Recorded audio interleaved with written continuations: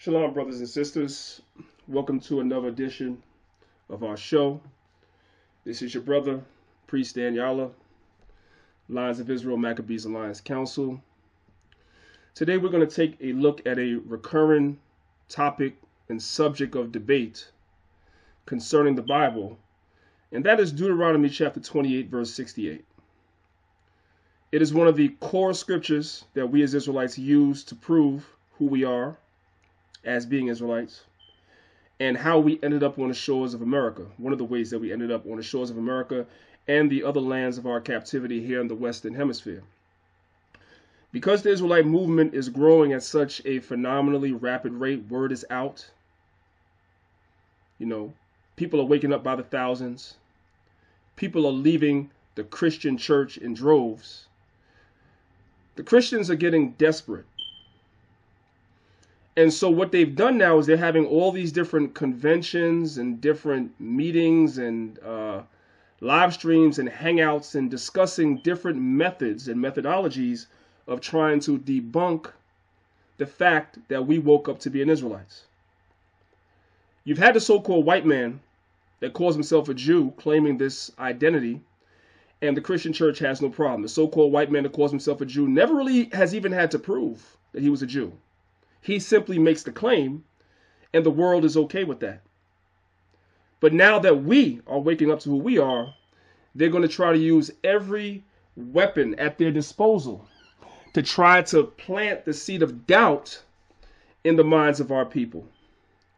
One of the things that they're doing with this chapter in Deuteronomy 28:68 is they are going to commentators and they're going to historians like Josephus to try to debunk the fact that we say that this prophecy fits us and how some of us got here to the Western Hemisphere. They're saying that the first portion of this verse in Deuteronomy 28:68 was fulfilled in 70 AD. That's what they're saying, during the time of General Titus. So let's read Deuteronomy chapter 28, verse 68. I'm only focusing really on the first portion of this verse. I'll do more on it later, but there's already a lot on it already. But anyway, Deuteronomy chapter 28, verse 68. And the Lord shall bring thee into Egypt again with ships, by the way whereof I spake unto thee, thou shalt see it no more again. And there you shall be sold to your enemies for bondmen and bondwomen, and no man shall buy you. Now we understand that Deuteronomy the 28th chapter is cyclical. Meaning that when you read Deuteronomy the 20th chapter, those curses was pronounced on us through Moses by the Most High if we broke his laws, and they came down upon us in several captivities. So history repeated itself over and over again. But verse 28 is really a special verse because it is one of the linchpin verses in the Bible that has caused us to realize that we are the children of Israel. You do not read historically, from what I've read, unless there's something out there and they can provide me with the sources. I'm open to it. You do not read historically of the Jews going back into Egypt with ships. They say that Josephus said that, but we're going to go and look at the writings of Josephus and see if that's what Josephus said. We're going to see that, okay? But before we do that, what I'm going to do first is I'm going to play you a portion of a video, and I'm going to give you some commentary on the video, right? Then we're going to go and we're going to look at what Josephus said, and then we're going to look at a couple of other things really quickly. This video is not going to be very long. So I'm going to play you this clip from this video that I downloaded off of YouTube.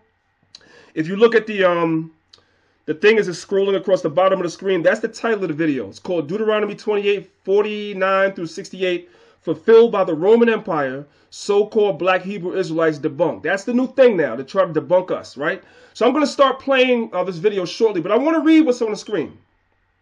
Because this guy's telling on himself. And he's proving our point. Watch. The Mediterranean Sea. The Roman Empire used ships frequently to go from Rome to Greece, which he spelled wrong, but I'm not going to nitpick. The Roman Empire used ships frequently to go from Rome to Greece to Egypt. So they were using ships to travel between Egypt and Rome, or Egypt and Greece. That's what they were doing. It doesn't say anything here about them using ships to go from Jerusalem into Egypt, which is what we just read in Deuteronomy 28. Even this person that made this video is letting you know where the ships were going in between. Let's keep reading. Let's read it again. The Mediterranean Sea. The Roman Empire used ships frequently to go from Rome to Greece to Egypt, among other provinces of the empire. At the time, it's a historical fact that the Roman Empire had a large navy they used in the Mediterranean Sea. I'm in agreement with that. Let's continue to play the video a little bit from here, and I'm going to comment on it some more.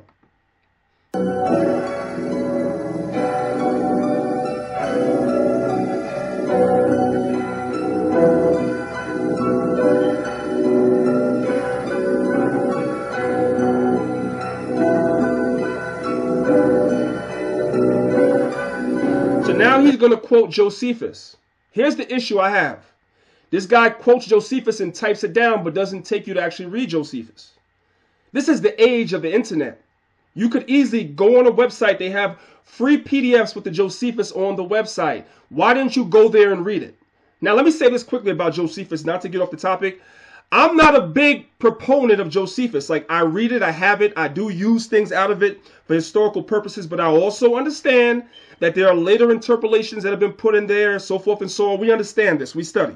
All right? But since this is the source that they're using, the least they could do is get the source right since they're trying to use it against us. So this is what he says. He says, quotes from historian Josephus, who documented the wars of Israel and the Roman Empire and the Roman siege of 70 AD. Let's keep playing.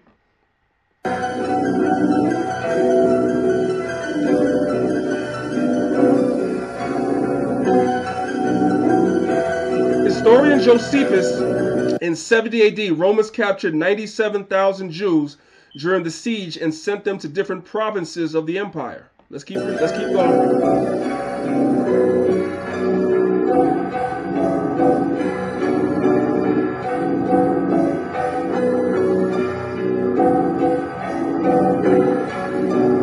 Historian Josephus, I'm stopping it so the music can, because the music is terrible. Historian Josephus, 70 AD. Now, here's another thing I don't like about what this dude is doing, right?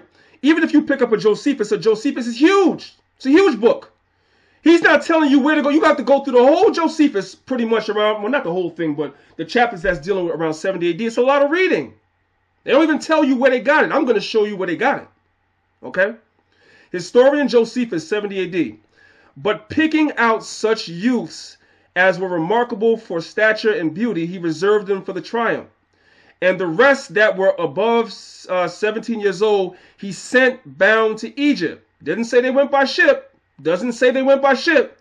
He sent bound to Egypt to be employed in labor there. Titus also sent many of them into the provinces. Let's keep going.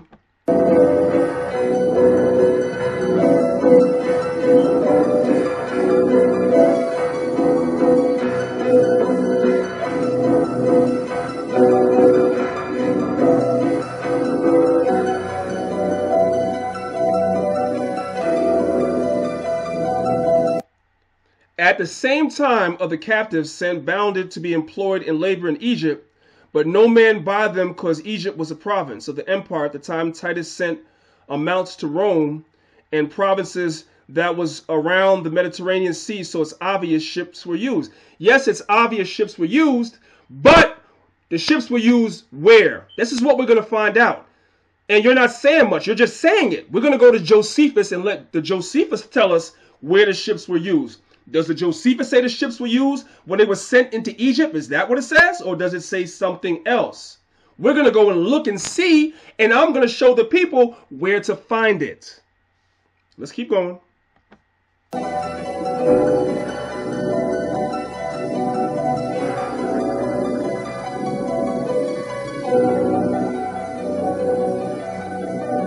Just a couple more things in this video I want to point out. I got a couple other things I want to point out. Because these guys are all using the same tactic, and it's disgusting. Now, this is what this dude says, right? Titus was not dumb enough to waste resources and time to risk walking bonded prisoners by foot over 200 miles, it should say, through the desert from Jerusalem to the province of Egypt in 70 AD. No trains, no cars, no planes, no buses, but big ships that they use frequently. My friend, that's your opinion. Is that what Josephus says? Is that what Josephus says? That is your opinion. We're going to read what Josephus actually said.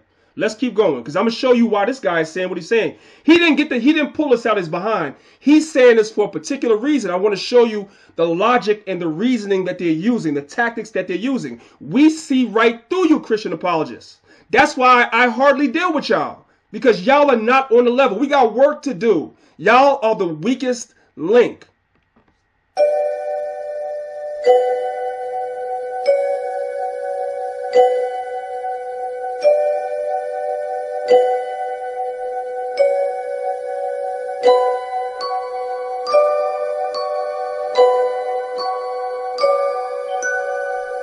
This is all just nothing. This is all just nothing, man. Now, here's where it gets interesting, right? He says, and it's backed up by a number of historians. So now let's see what sources he's using. Let's look at the sources. Watch.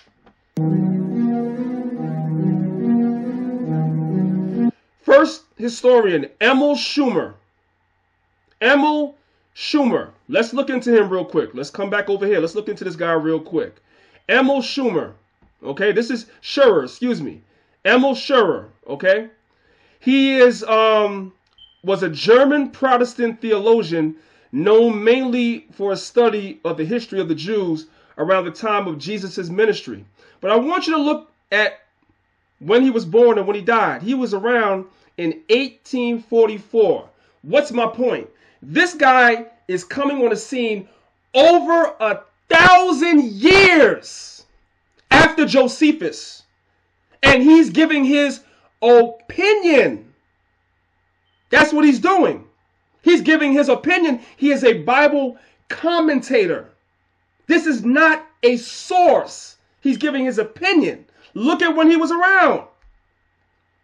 You can't use this to prove that Deuteronomy 28 is not talking about us coming to these shores. You can't use this. Sorry. Let's keep going. Let's go back. Let's go back to the video. Let's keep playing it. All right. So it says, Emil Schumer, multitude of those who were sold there away as slaves at the annual market at Heron, if I said that right, of Hebron, they were offered for sale in such numbers that a Jewish slave was of no more value than a horse. What could not be sold there were brought to Gaza and sold there, or sent into Egypt, on the way to which many died of hunger or of shipwreck. So he's quoting somebody from the 1800s making this statement. This is a commentator. And this is what is passing off as proof to try to debunk us. Please.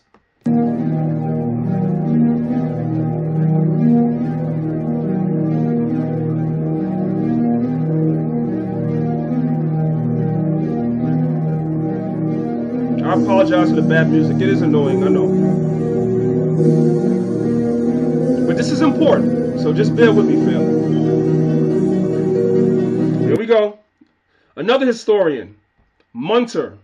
Let's look him up for a second. Friedrich Munter, 1761. Again, over 1,000 years after, giving commentary.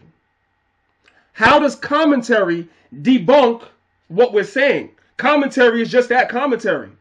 And would you expect so-called European white men to make commentary that we're the real Jews? Does that even make sense?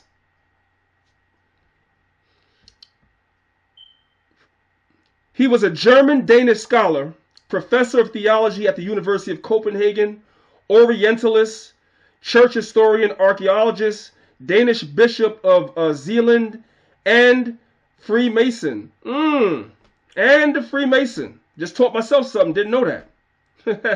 Anyway, he was around 1761.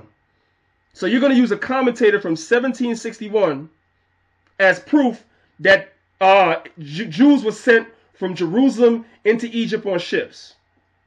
That's what you guys are doing. Because Josephus, based on the quote you just used, Josephus didn't say that. Because I'm going to read the quote that you just used out of Josephus. Now, what do we call this? Let me tell you what we call this. We call this an appeal to authority. One of the many logical fallacies out there. What is an appeal to authority? An appeal to authority is insisting that a claim is true simply because a valid authority or expert on an issue said it was true. So in other words, you have Munter and you have Schurer. You have Schurer and you have Munter.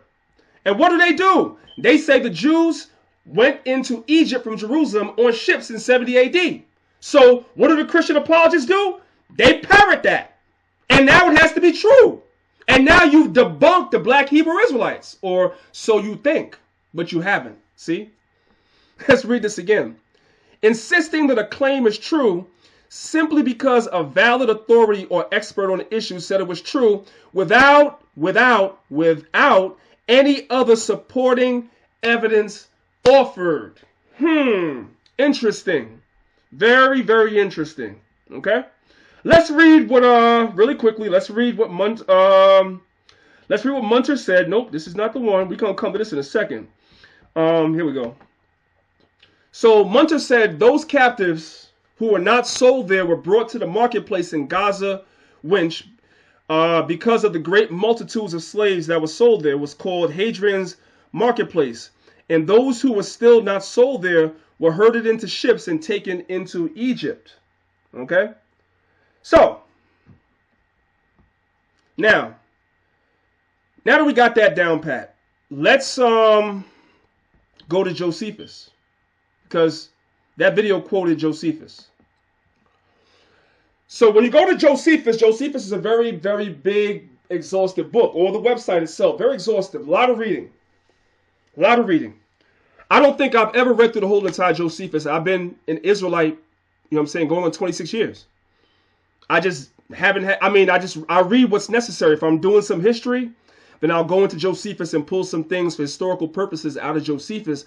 But I've never sat down and read the whole thing. It's a lot of reading.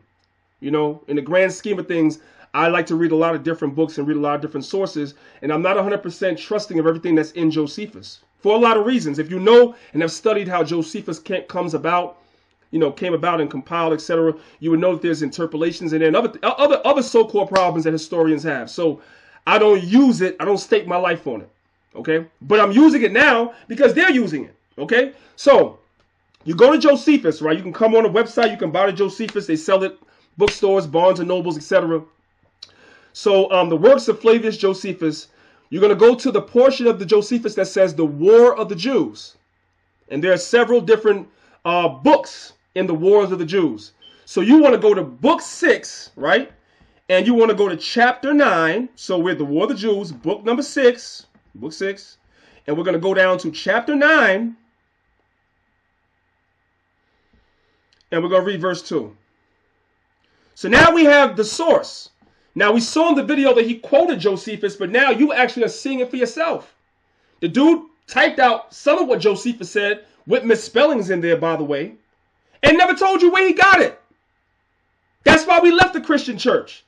Because we don't just believe pastor. We want some proof. Here we go. Wars of the Jews, book 6, chapter 9, verse 2. Here it is. And now, since his soldiers were already quite tired with killing men, and yet there appeared to be a vast multitude still remaining alive, Caesar gave orders that they should kill none but those that were armed and opposed them, but should take the rest alive. But together with those whom he had orders to slay, they slew the aged and the infirm. So the ones they didn't have no use for, the older people that couldn't serve no purpose, or anybody that had like a debilitating injury where they couldn't be of use to the Romans, they were killed. Okay? But for those that were in their flourishing age and who might be useful to them, they drove them together into the temple and shut them up within the walls of the court of the women, over which Caesar set one of his freedmen, and also Fronto, one of his own friends, which last was to determine everyone's fate according to his merits. So this Fronto slew all those that had been seditious and robbers, who were impeached one by another. So they were turning on each other, okay, and calling each other, saying that each other was a seditious or robbers, or they were against the Romans, whatever. But anyway, that's not the point right now. But the young men, he chose out the tallest and most beautiful and reserved them for the triumph, and set the rest of the multitude that were above 17. He put them in bonds and sent them to the Egyptian mines. Does everybody see that? He put them in bonds and sent them to the Egyptian mines. I'm going to keep reading. I got that highlighted. Titus also sent a number into the provinces, okay, as a present to them, that they might be destroyed upon their theaters by the sword and by wild beasts. But those that were under 17 years of age were sold for slaves. Now, during the days when Fronto was distinguishing these men, there perished for want of food 11,000, some of whom did not taste any food. Through the hatred their guards bore them, and others would not take in any when it was given to them. The multitude also was so very great that they were in want of even corn for their substance. Now, what do we see here? What's the point of me reading all that? It does say in Josephus that some of the Jews were taken into the Egyptian mines. But what's missing from this quote is that we went down into Egypt in ships. It doesn't say that. So that has been added in by the commentators from the 17 and 1800s and by the Christian apologists of today. And we should believe them because they want everybody to have what is called an appeal to authority. Because they say so, and they're supposedly an authority or an expert on the issue, we should believe them. But as Jay-Z once said, we don't believe you. You need more people. So once again, we were reading where? This is Josephus, War of the Jews, book 6, chapter 9, verse 2. Now, let's go to book 7, one book over. Book number 7, War of the Jews. Book number 7, we're going to chapter 5, and we're going to read verse 3. Let's see what we find over here. There we go. Chapter 5, verse 3. Y'all can see I already have it highlighted. Watch this.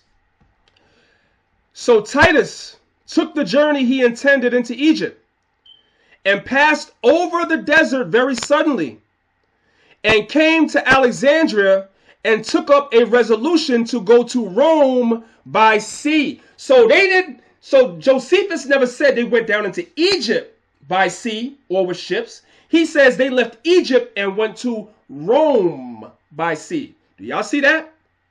Hopefully you see that. See that bait and switch garbage that they be doing? Let's continue. And as he was accompanied by 2 legions, he sent each of them again to the places whence they had before come. The 5th he sent to Mysia, and the 15th to Pannonia. As for the leaders of the captives, Simon and John, with the other 700 men, whom he had selected out of the rest as being eminently tall and handsome, he gave order that they should be carried, they should be soon carried to Italy, as resolving to produce them in triumph. So what are we reading here? That Titus took certain of the Jews and brought them into Italy by sea. Is that the prophecy that we're reading here? It says we would go into Egypt with ships. That's what the prophecy says. That's what we've been teaching. When you look here in Josephus, when it says us going into Egypt, it doesn't say us going down there by ships. It doesn't say that. But that's what the prophecy says. When we did get on ships, we went to Rome by sea. Hope y'all see that. I ain't got to go too much farther. The video's getting too long as it is. All right? But I just wanted to show y'all that. Let's come here. This is another guy. So you can see the title on the video here. Deuteronomy 28:68, Black Hebrew Israelite Doctrine Exposed. That's all these guys is trying to do now, is so-called trying to expose us. I mean, it's sad. It really is. Let's go. Now what I'm going to do is I'm going to show all of you why Deuteronomy chapter 28 verse 68 has already been fulfilled long before the transatlantic slave trade ever happened. In this video, he doesn't show us nothing. All we do is hear his voice. He doesn't show us anything. He calls himself putting some links in the description box of this video, but I want you to listen to the links that he's going to put out there. Just listen. For those of you who don't know, many of the Hebrew Israelites like to use Deuteronomy 28:68 to try to prove that through the transatlantic slave trade that it somehow fulfilled Deuteronomy 28:68. But in reality, this prophecy was fulfilled a long time ago before the transatlantic slave trade ever happened. Not to mention it would contradict it, considering slaves were sold in the transatlantic slave trade, and the prophecy says that they'll try to be sold, but they won't. But no one's going to buy them. The word there is redeem. Nobody will be able to redeem them. Buy is Old Quaker English for redeem. Nobody will be able to redeem us out of our captivity that the Most High put us in until he sends his son. It's not literally talking about somebody buying us, man. The English language has undergone hundreds, if not thousands, of changes over its lifespan. It's called Newspeak. Words have multiple different definitions. You literally taking that to mean buy? I mean, these Christians are sick, man. So let's review this history, and hopefully a lot of you will see this and will renounce your faith in the Hebrew Israelite camps and will turn to Jesus Christ. Okay, guys, I'm going to be reading from a website called Grace Through Faith. I'm going to provide the link. Grace Through Faith is not a source. A website called Grace Through Faith is not a source. This is what you use to debunk us, our doctrine. A website called Grace Through Faith. In the description of this video so that you guys can read it for yourself. But what I'm about to share with you right now is what many commentaries. That's another problem. See that? You heard the word he used? What he's about to share with us is what many commentaries, not sources, commentaries, white people's opinion from the 17, 18, and 1900s. Come on, man. Let's go back. Let's read this. Provide the link in the description of this video so that you guys can read it for yourself. But what I'm about to share with you right now is what many commentaries or commentators believe happened, believes how Deuteronomy chapter 28, verse 68 was fulfilled. So let's get to it. It says, several commentators believe this prophecy was fulfilled beginning in the time of the conquest of Jerusalem by Titus in 70 AD and ending with the complete expulsion of the Jews from the remains of the city of Hadrian in 135 AD. One Bible commentary explained it this way. Numbers of captives were sent by sea into Egypt, as well as into other countries, and sold for slaves at a vile price, and for the meanest offices. So what we need to know is, and I'm not even going to sit here and be proud and say that those sources don't exist. We need sources for what the commentators said. What are the ancient sources that they're relying on that says that we went into Egypt in ships? That's what we need to know. From Jerusalem, when we were overthrown in 70 AD. What are the sources that these commentators are using? That's the question. And many thousands were left to perish from want. For the multitudes were so great that purchasers could not be bound for them at any price. I read also another commentary where it says that when the Jews was brought to Egypt via ships after 70 AD, that the Jews attempted to sell themselves. I mean, look, man, this is nonsense. He's not even like showing y'all nothing. So, I mean, come on, man. I'm not even, it doesn't make no sense. I don't want to waste y'all time. It doesn't make no, it's just, I mean, it's crazy, yo. All right. Now, one more. I'm not even going to play this video, but I want you to look. This is another guy, another devil, right? This guy's the devil. He also calls himself, his video, Deuteronomy 28, verse 68, disproving the black Hebrew Israelites, right? And I'm not even going to go into all this whole thing, because like I said, this video is about to be 30 minutes long, but I want to say this, man. Look at the source he has on the screen, the Hertz Kuma. The Hertz Kuma is a source that he's using to debunk us. What is the Hertz Kuma? Let's see. We really don't care, but I mean, but you know, let's see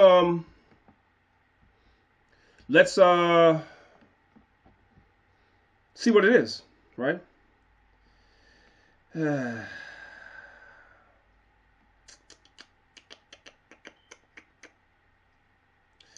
So basically, this is a commentary that was put together by a rabbi by the name of Rabbi Dr. J.H. Hertz. Okay, he was born in 1884, and he started work on his commentary in 1920. So we're supposed to use these modern commentaries, many of them by so-called white people that call themselves Jews, and use that as sources and say that we're not the real Jews. I mean, this stuff is just really silly and it's stupid, and that's why Christianity is a lie and it needs to be destroyed. And I pray to the Most High that it be destroyed soon. With that, I hope you brothers and sisters, learned something. I apologize for the length of the video. It probably didn't even need to be this long. I didn't intend for it to be this long, but things happen. So with that being said, it's your brother Priest Danyaahla. We're moving on to bigger and better things. I say shalom to the people, man, and death to Christianity. Shalom.